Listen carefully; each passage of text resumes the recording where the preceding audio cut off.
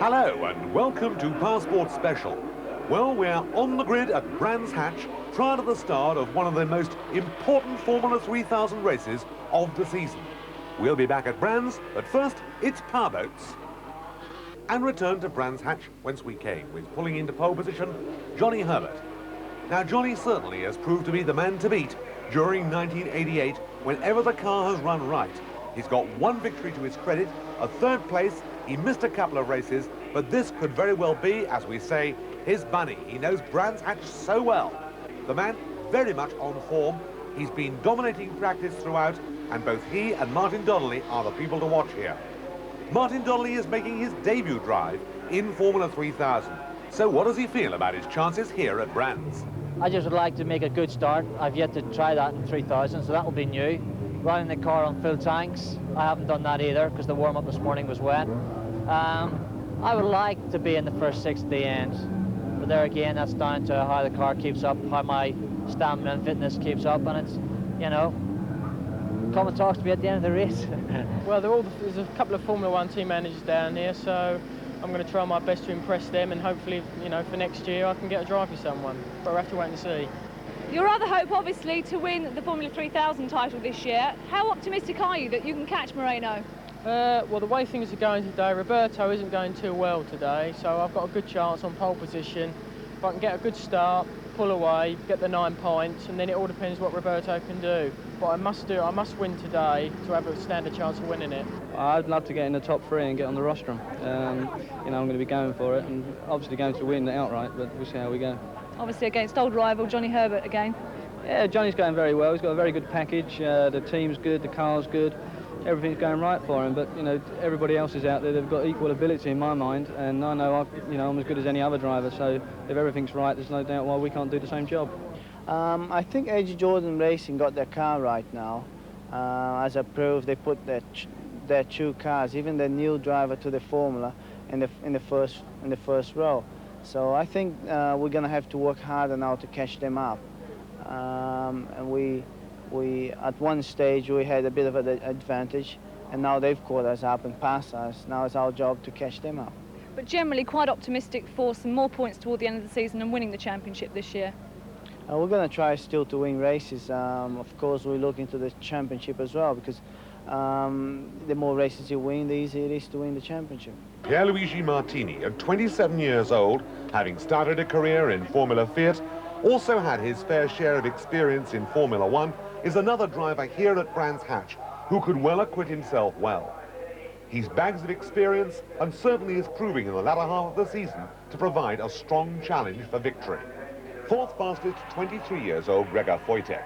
A fine performance for a man who's had more than his fair share of accidents and incidents this year. The Belgians next up, with 26 years old Bertrand Gachot, perhaps a little disappointed not to have gone so well on a circuit that he knows well. Next to him, Olivier Griard, a little older but very experienced and certainly likely to go well in the race. His performance in traffic is always worthwhile watching. Number 5 is Marc Blundell, 22 years old with a Lola. And next to him, the surprise, Roberto Moreno, the man who leads the championship, who had a car that was unbalanced and didn't qualify as well up as he'd hoped. Gachot left at the start there as they set off on their green flag lap. So that will be a push start for the Belgian, and hopefully he will get a start and the problems are not too serious. Significant changes at Brands Hatch, at Westfield and at Dingle Dell since 1987, and the curbs have caused problems to a number of drivers who've been ticked off as a result of going over them through practice. One Frenchman, Michel Trollet, being seriously injured in an accident caused by leaping over the curbs. So it's back to the start, and the red light's on their away, and a beautiful start there by Johnny Herbert. Up from that lowly grid position, it was a good start for Moreno as well, but it's Herbert leads, Donnelly in 2nd place. The car has to be placed exactly right through Stirling's, back under the other bridge, and the rest of the field behind, with now Roberto Moreno pulling tight hard up onto the tail there of Martini, who's in 3rd place, and we'll check out 4th man for you in just a moment. Here comes the rest of that pack. There is 4th man. It's Gregor Wojtek. And Wojtek, in fact, challenging Martini With Marino dropping back just a little from that group. His car had a lot of problems in practice. He had a minor off-course excursion. He never really got the balance absolutely right. There he is again now, coming up towards Wojtek, who is not an easy man to pass. And there are the two leaders. Martin Donnelly tucked in behind. Under the bridge. The distance between second and third there. Griard in the background. He's losing ground on Roberto Marino. But we've often had a queue of cars fighting it out for the places here, with somebody pulling away in the lead. In this particular case, we have got two people in the lead, and it looks as if Donnelly is dropping back just a little bit now. Donnelly dropping back a little bit from Johnny Herbert.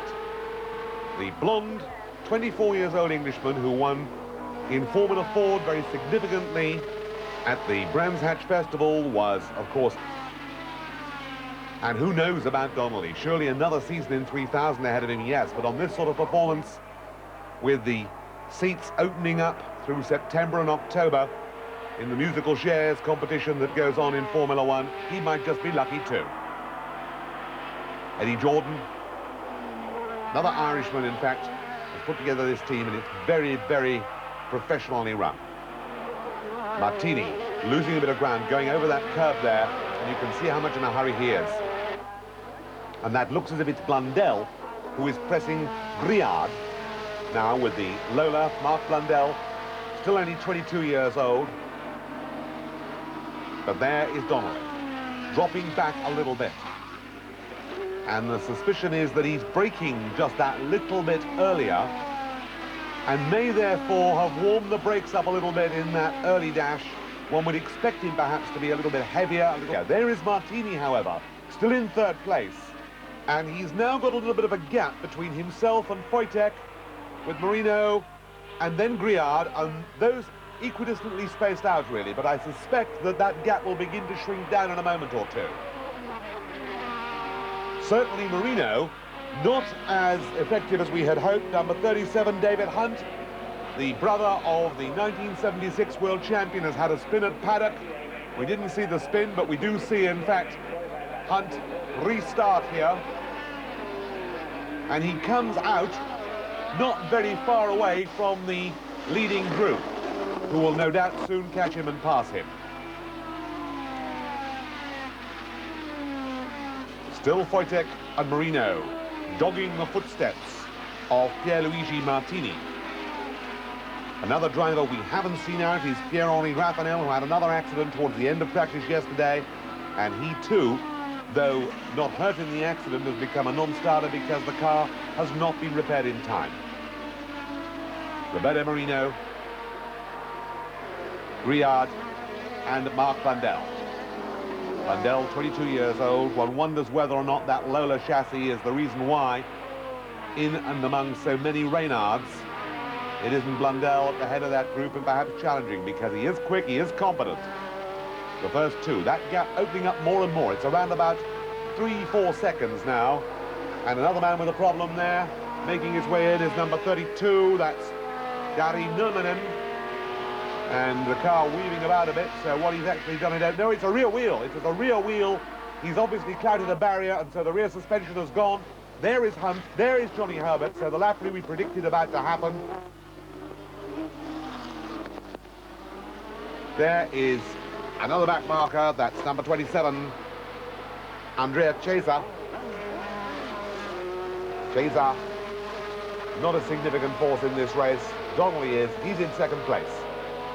Surtees, Pilgrim's Drop, Hawthorne Hill, Hawthorne's into and out of Westfield corner.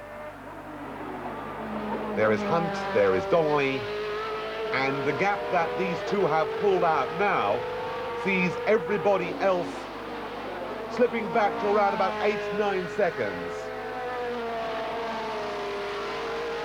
The two leaders through, and really only two cars in this race here at Brands Hatch as far as the lead battle is concerned, but that gang behind, look at this, behind Pierluigi Martini now, it's Wojtek, very, very ragged there, Wojtek with right on his tail, going very hard. There is the second of the two cars, but it's Marino, it's Griard, both of them worrying to try and do something about Wojtek. Wojtek, I think, is the man they've got to get through and past if they're going to do anything about Martini up in front, and Wojtek is not an easy man to pass. He's using all the road there, a couple of wheels on the curb as he came out, and that's the sort of place that he might get himself caught. Pierluigi Martini, Gregor Wojtek, Roberto Marino, Olivier Griard, Marc Blundell. Those 5 cars, a quintet of cars, all close together. There's Blundell there with the Lola. And here they go down the Hawthorne Straight. And it's in a straight line that Griard appears to lose out just a little bit to them because he was closer when they were going around the corners. Wojtek, head forward. Martini, much smaller, much more minute man, crouches down in that cockpit. And Wojtek again there, gets very ragged. His driving does at times border on the, how shall we put it, strange is probably the best way of putting it. As down goes Marino, Griard right behind him, Blundell right behind Griard. And the sparsity of places where you can overtake here. There we saw Blundell having a look at the inside as they're going to Druids. We've had a number of people get themselves in trouble there in practice. But Marc Blundell has not been one of them then and is not one of them now. And who leads the championship, 29 years old Brazilian. Then Marc Blundell on the tail of Olivier Griard. And that is, as we predicted, the end of Bertrand Gachot's race as a result of that off-course excursion we saw him have. Nobody else out at this stage. That was Gachot's car, and you can see that that battle is hotting up. Blundell looks at Griard, Griard looks at the tail of Marino, Marino looks at Wojtek, and Wojtek there, who always seems to have problems coming out of Stirling's, is looking very closely at Pierluigi Martini. And Marc Blundell, who spent most of the time between the start of the race and the pit walkabout playing with a bunch of children who were in and out of that car. And a little puff of smoke there, I think, was Blundell, who locked up going into Formula 3000, having driven Formula Ford and Formula 3. But he is certainly somewhat ragged at times under pressure and has been guilty on occasions of being involved in accidents that need never have happened. The next group coming through, and that gap is stretching back to them.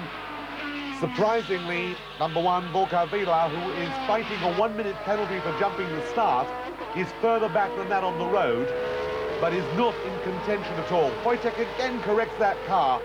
Perilously close behind him was Marino. And if anything, Wojtek is perhaps a little over his head at the moment in the middle of that group.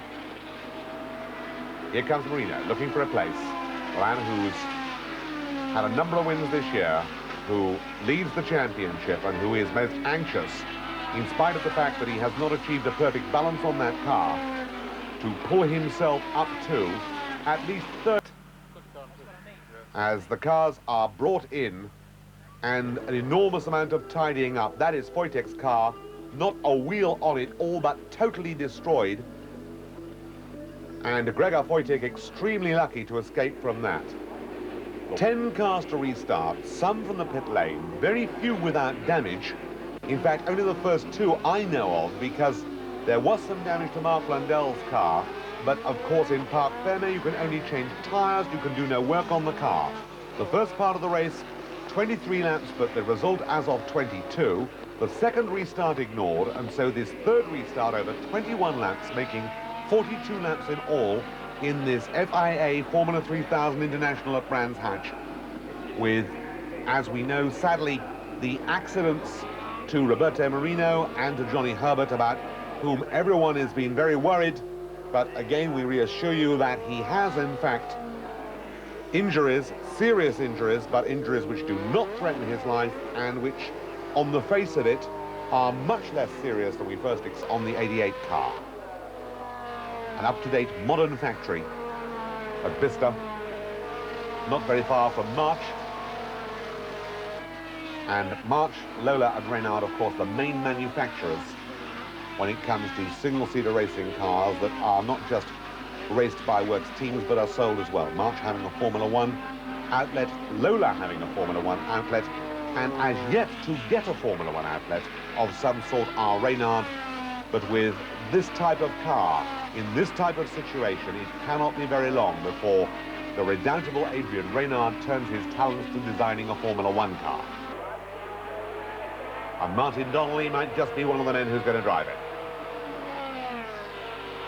Because on this sort of performance, the Irishman has got nothing left to prove to the world in general of motorsport.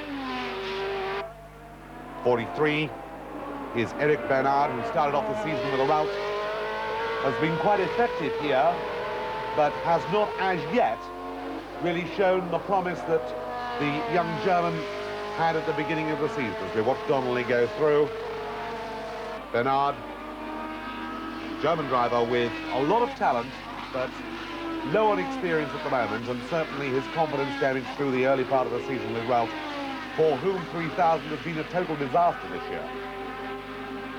Of a number of teams that started off running Ralph chassis, they've nearly all gone over to Reynard chassis, similar to the one we see that Martin Donnelly leading this race in now. And Donnelly has driven in a masterly fashion. I haven't seen at any time that he's put a foot wrong. Now we see closing in, and this is interesting and is significant because Blundell obviously has plans.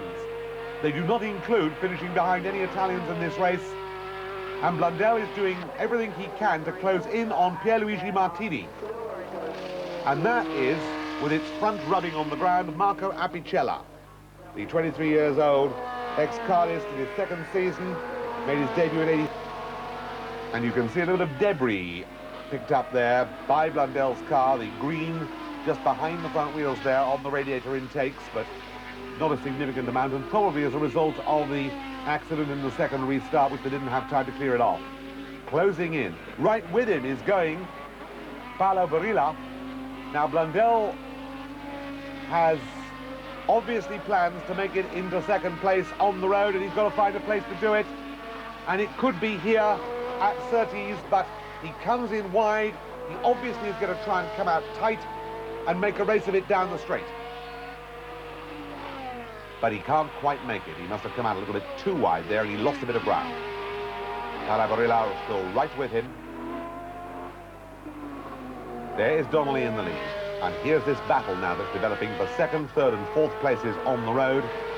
And it's still going to be second, third and fourth places if they stay in that order in the race itself.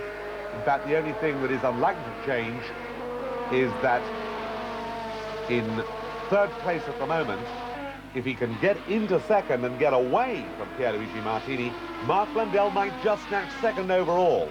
Otherwise, he's almost certain of third, even if Paolo Barilla gets past him. Now, here's the Evan Izzet coming up to dredge the hairpin round the outside.